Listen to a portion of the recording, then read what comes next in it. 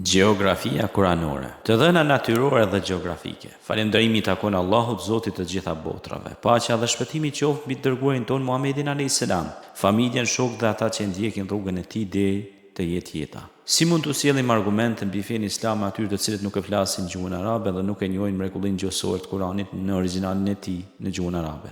A duhet që ata që nuk e njohin gjuhën arabe ta mësojnë atë dhe të përvetsojnë shkencat e saj në mënyrë që të kuptojnë mrekullinë gjuhësore të Kuranit? S'ka dyshim se Allahu është i mëshirshëm ndaj atyre që nuk e njohin gjuhën arabe. Prandaj solli argumentet mjaftueshme në Kuran për gjithë njerëzit, të cilët janë të ndarë në popull, flasin gjuhë të ndryshme, jetojnë në vende dhe kohë të ndryshme. Sot me ne është profesor Balmar, njëri ndër dietarët më të njohur të gjeologjisë në Shtetet e Bashkuara të Amerikës. Ishte kryetar i shoqatës e cila organizoi kremtimin e 100 vjetorit të shoqatës gjeologjike amerikane. Kur u takuam me të, i treguam për mrekullinë shkencore të Kuranit dhe të Sunetit, dhënieve të pejgamberit ton Muhammed alayhis salam. U befasua. Më kujtohet një rrëfim i bukur. Fillova me të duke i thënë se Kurani përmend pjesën më të ulët të sipërfaqes së toksore dhe tregon se kjo gjendet afër xhamisë Aqsa në Quds. Kurani përshkruan betejën e cila u zhvillua në mes persianëve dhe bizantinëve dhe në këtë përshkrim aludohet për ato që thamë më parë. Në Kuranin famullar lexojmë: Elif Lam Mim Gulibatir Rum fi adnal ardi wa hum min ba'di ghalabihim sayaglibun. Elif Lam Mim, bizantinët u mundën në pjesën më të ulët, por pas disfatës së tyre ata do të ngallënjejnë. Surja Rum 1:3. Fjala e përdorur në vargun kuranor Edna nënkupton pjesën më të afërt dhe pjesën më të ulët. Komentatorët e Kuranit, Allahu qoftë i kënaqur me ta, e kanë komentuar këtë fjalë sipas shpjegimit të parë, duke thënë se me këtë nënkuptohet pjesa më e afërt me tokën arabe. Mirë, po kjo fjalë ka edhe kuptimin e dytë, pra nënkupton edhe pjesën më të ulët. Kështu në Kuranin famullar një fjalë përmban në vete shumë kuptime dhe çdo kuptim ka domethënien e vet. Muhamedi alayhis salam thotë: "Më është dhënë të folurit për mbledhës." Kur studiuam pjesën më të ulët të sipërfaqes toksore, zbuluam se kjo është pjesa në të cilën u zhvillua kjo betejë. Bizantinët u mundën në pjesën më të ulët. Kur i treguam për këtë profesor Balmarit, ai tha: "Kjo ka shumë vende më të ulta se kjo pjesë dhe përmendi disa vende në Evropë dhe në Amerikë." Ne i tham: "Doktor, ne kemi verifikuar këtë gjë."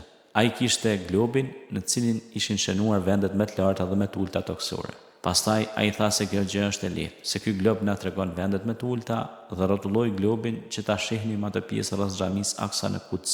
Aty shihej një shigjet e cila tregonte se aty gjendej pjesa më e ulët e rruzullit mbi sipërfaqen e globit. Shpejt ndryshoi dhe tha se kjo është e vërtetë. Pastaj filloi të shpjegojë duke folur mbi globin dhe tha se vërtet kjo pjesë është më e ulta në sipërfaqen toksore. Vërtet kjo pjesë e cila gjendet pranë detit të vdekur është pjesa më e ulët. Profesor Zendani, profesor Balmari u magjeps, kur pas se Kurani përshkruan të kaluarën, se si ka filluar krijimi i tokës, se si janë formuar malet dhe se si mbinë bimet, se si Kurani përshkruan të gjitha këto malet dhe ato që gjenden mbi to. Pastaj përshkruan gjendjet në cilat kaloi toka, ajo që ndodhej në gadishun arabik. Ai përshkruan gjendjen e vendeve arabe dhe të rruzullit toksor në të ardhmen. Profesor Balmar thotë se ky libër është i çuditshëm. Ai na përshkruan të kaluarën, të tashmen dhe të ardhmen. Mirë, po ashtu si dhe dietarët e tjerë, ai nuk ka qëndrim të prerë në fillim, po më vonë ata e shprehin atë që besojnë. Kështu ai në Kairo paraqiti seminarin e tij rreth mrekullisë shkencore të Kuranit, famullar në shkencat e gjeologjisë. Profesor Balmar seminarin e tij e përfundoi me këto fjalë: "Unë nuk e di se në çfarë shkalla të kulturës ishin njerëzit që jetonin në kohën e Muhamedit alayhis salam. Nuk di as nivelin e tyre shkencor, nëse gjendja ishte ashtu si edhe tek popujt e tjerë, ku njohurit ishin në një shkallë shumë të ulët, ku s'kishin mundësitë e sotme.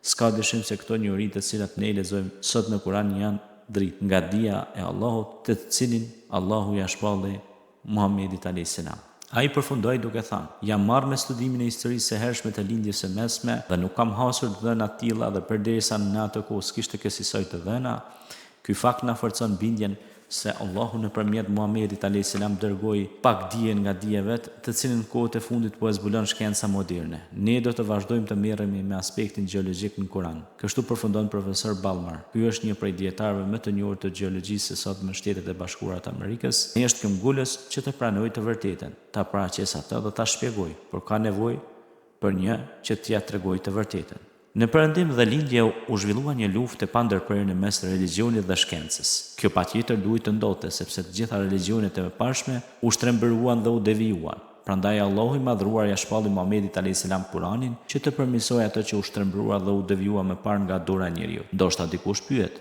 si mund të pranojnë njerëzit nga ne fenë islame, kur ne kemi ngelur prapa dhe nuk i përmbahemi plotësisht fesë sonë? Përgjigjja është se dia u hap syt dietarëve dhe ata i shohin të vërtetat shkencore në Kur'anin famlar dhe shohin realitetin e muslimanëve. Është shkenca ajo që në mënyrë të vazhdueshme po e lartëson Islamin dhe janë dietarët e mëdhenj ata të cilët po përulin kokat e tyre në shenjë të respektit ndaj Kuranit, librit të Allahut dhe thënieve të Muhamedit a.s.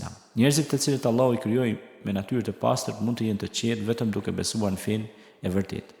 Njerëzit pa besim të drejtë janë të shqetësuar dhe të tronditur shpirtërisht. Sot jetojmë në kohën kur çdo kush e shpreh atë që beson. Kur dietarët e kuptojnë të vërtetën, ata e shprehin atë pa marrë parasysh asgjë. Gjatë emisioneve tona dëgjuam dietarë të cilët e pranuan mrekullinë e kohës sonë, mrekullinë e gjallë e të përhershme derisa të jetë jeta. Ata e pranuan Kur'anin famlar.